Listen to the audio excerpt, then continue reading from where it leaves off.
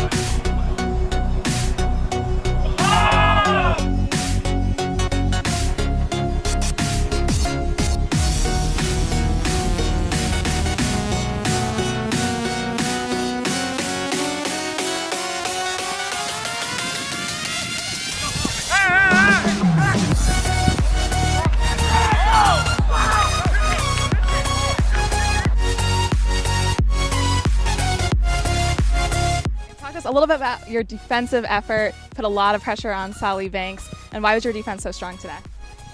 Basically just energy. I mean, you come up with energy, and they were missing a lineman.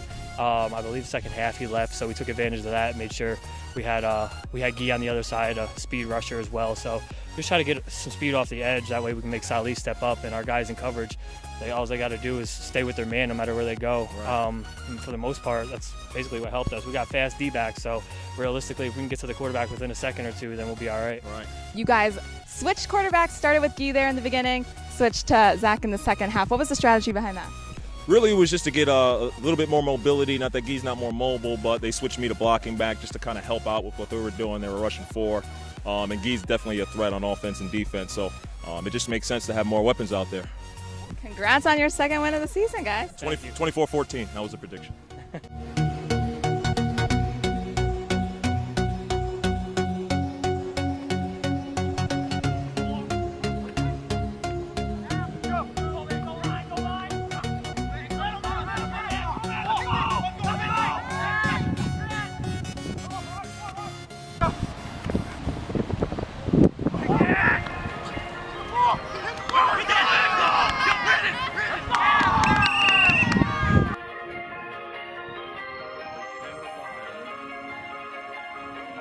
I do it for my hometown, my hometown. They already know now, they know now. They hold me down, they hold me down. Started from the bottom, baby, look at me now. I do it for my hometown. 215 to the day I die. Said it once and I'll say it again. Always got me a bad chick when I talk smooth and just pay the man. That there's my main thing. You weak sauce, you stay the friend. Been down with my same team. My homeboys, we made it in. Back in the building, we stacking a million. The feeling I'm getting is overdue. Feel like we made it. I know that you hated. The music is taking control of you. Then I say we gon' hunt that down. So high we can't come back down. MIA, we just shut that down. Competition looking suspect now. Up in the yams, I'm whipping it up. Look at my Vans, I'm picking them up. I'm making a mess, she picking it up. And they looking puzzled, Melissa and Doug, yeah. I'm all one, been drinking more than I'm supposed to. Sometimes you gotta sit back and just thank God that he chose you. My bread long, my dreads long. Rolling up as I head home. Just a young boy with big dreams. Stop hating on me, you dead wrong.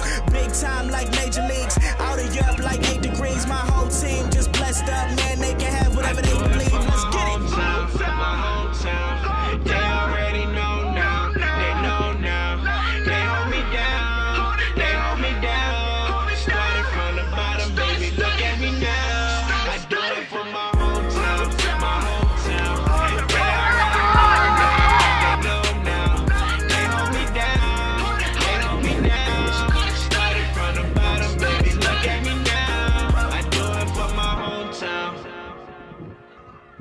Yeah, back up in this bitch. I don't even like the way that you flow. I don't even like the way that you look. I ain't even looking up at your house. Yeah, when he talking, it's talking loud. Lot of trees, so we sparking out. Flow cold, need a perking out. I got lots of drive, I can't park it out. After you saying, you know I'm insane. Right now I feel like the main, running the game. I just feel like I'm insane. Everyone thinking the same, stuck in their lane. She just be giving me brain. On me, I think you's a lame. Buck to the bang, yeah, I said buck to the bang. Mess with me now, you cannot mess with me. I'm a gang. My girl love me. My homies too. We came far, still got a lot to prove, a lot to do, and I'm with it. I mean, I came through, let's go get it. And I can't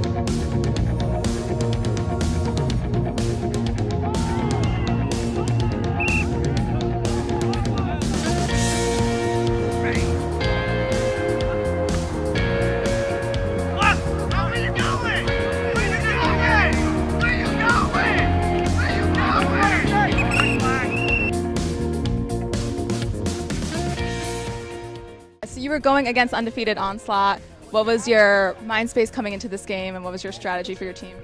Try to win, you know what I mean? That's what we all try to come in here to do. Onslaught's definitely a decent team, and they were short a few players, but, you know, they still pulled it through. We just got a lot of things we got to work on and put together, you know? And you guys are undefeated, went against the team in the league that had yet to get a win. So what's your mentality going into a game like that? Basically, we just want to shut them out so they don't have a win. Make them feel like dog doo-doo. Yeah, normally we would be pretty relaxed, but being so shorthanded, I was like, we got to play today and bring our best game. And why has Onslaught been so successful this season? Because I'm the best coach in the league, best player in the league. No, I'm just kidding. Delete that. But no, I think we have the best team, and we come together the most and play as a team. And now for our Wolf Hollow Brewing Company's Offensive Lineman of the Week. This week it was given to Vince Morrow from Polk High. And in response to winning this award, Vince said, "Our offensive line works as a unit, and having a mobile quarterback like Salih helps us out. Deering is a hell of a defensive end, hard to constantly get a block on, so this award is for the whole offensive line." And now for Albany Distilling Company's Player of the Week. We saw some great highlights this week, some dominant performances, but it was ultimately given to EJ Hakala, the coach of Onslaught Nation. And EJ, you were a final candidate in week 1, now week 4, you finally won the award. And how great does that feel to win this one? Feels good. I guess it's always a good thing to win Player of the Week, especially after a win, because you know how Scott likes to give it to people that don't always win. And I disagree, but no, it feels good. And so you had one of your best games personally. How would you describe this game, and what would you say made you stand out amongst the other Player of the Week candidates? So the first part, I'd say, I guess I had my best game because I felt like I needed to have my best game because we were so shorthanded. And then compared to the other candidates, I know Zach had a good game, but he won it last week, so I'm sure Scott didn't want to give it to two people, to the same person twice in a row. And honestly, the stats don't lie. I did have the best week out of everyone else, so yeah.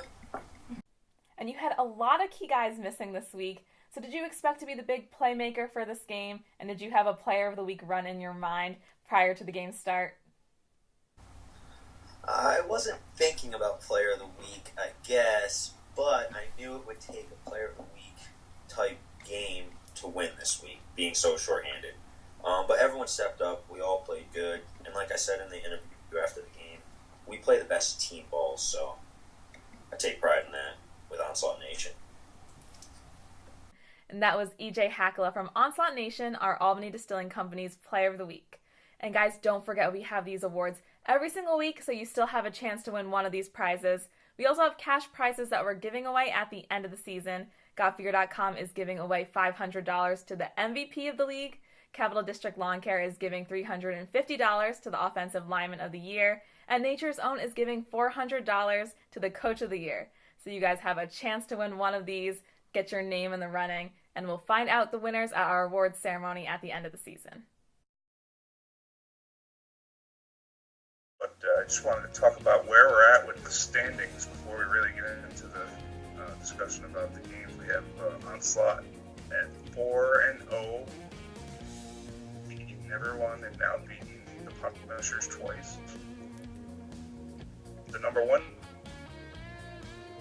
victory over CTS, who is streaking. They won their last 2 games. I think that's going to be a really good game if everybody shows up. And they can, them and Pokai could both potentially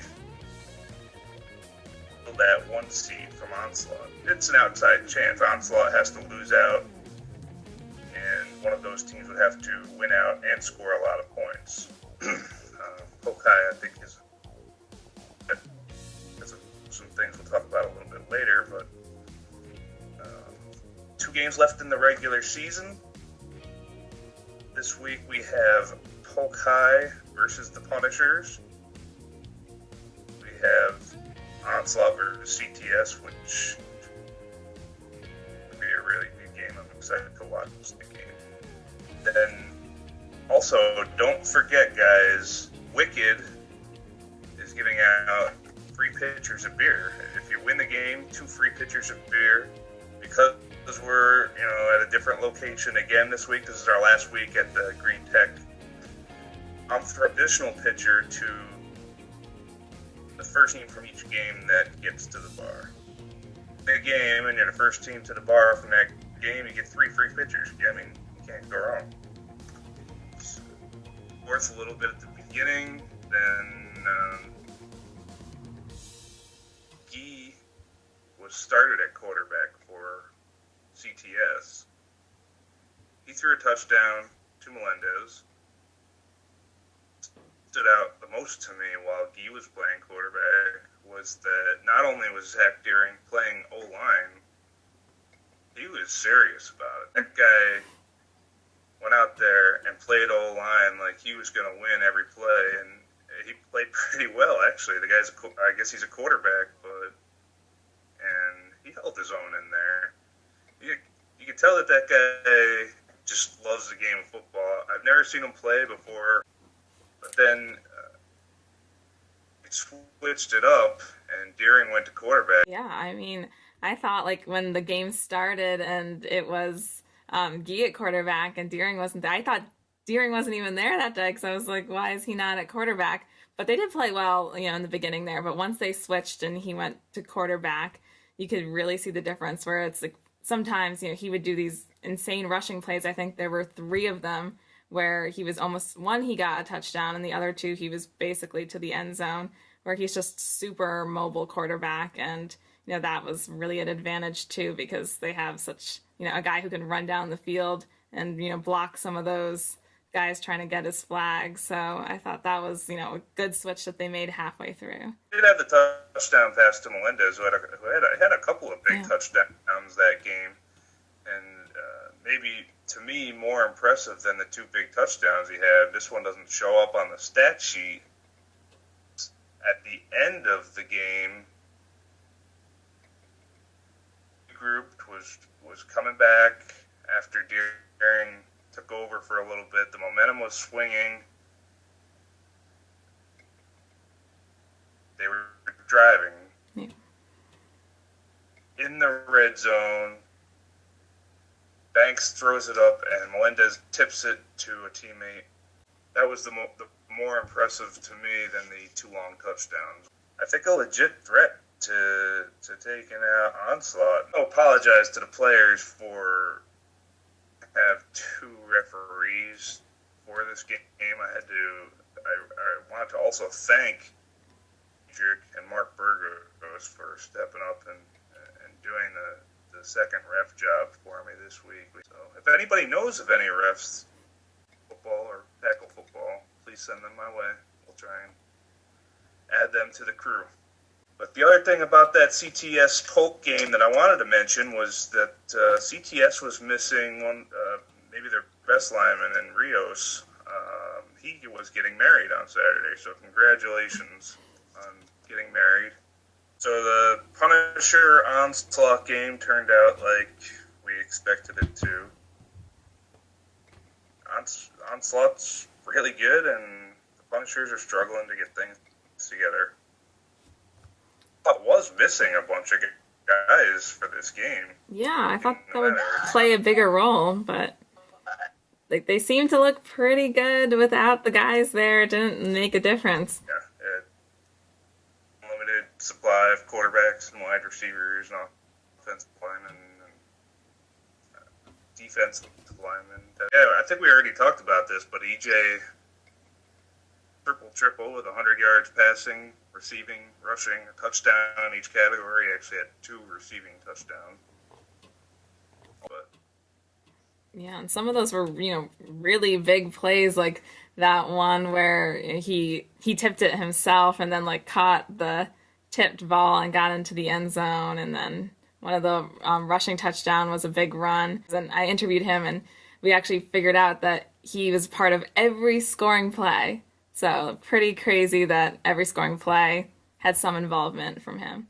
he has a tendency to have those big plays. He's very fast. He has a long stride. So once he gets going, it's tough to. I mean, he's got a pretty good stiff arm too. So feel with the ball, you better watch out, especially if he takes his hat off. He told me that's when he's shifting gears.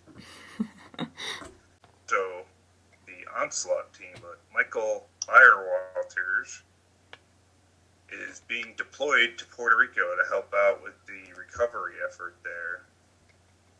Just wanted to say thank you for helping our country. You can't play the rest of the season, but obviously what you're doing is way more important. Other thing that I saw in this game that was good to see was Sev making some plays. He threw a nice touchdown pass. He threw it up there, gave his receiver a chance. The receiver went up, made a play on the ball. He's running with the ball. And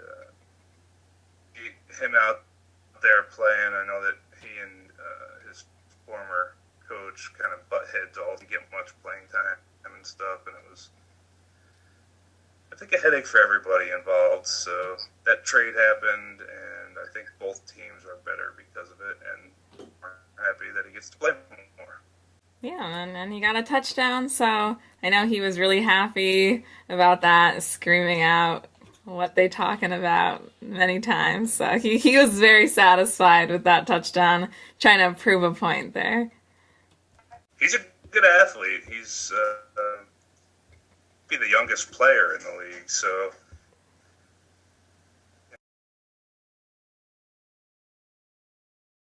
I got so far as to make my actual prediction on paper here, so this is the first time I'm going with the upset here. Oh. I'm going to say EJ is going to be mad at me because he told me we ain't losing. In the second, any different. He's a supremely confident player, and he's good reason to be. He's a very good player. They have a very good team. TS is doing. I like what Zach Deering and MVG bring to the table along with the rest of the team. They have a solid team that match up with Onslaught. It's these guys.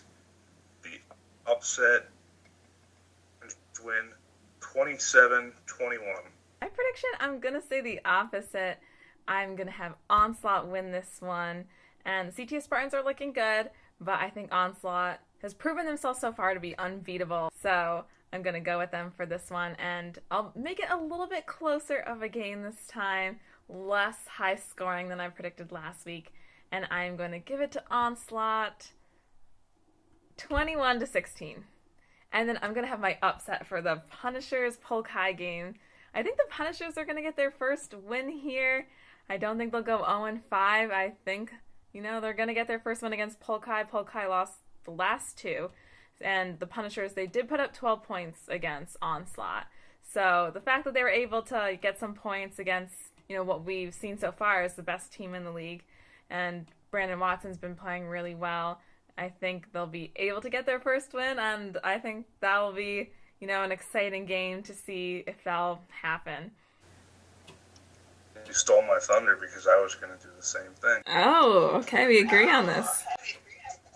The Polk High is going to be missing you again because of the Maulers game on Saturday. They're going to be missing the league leader in total yards, and Sally Banks, his favorite target, and Chino, Toes, whatever alias he's going by.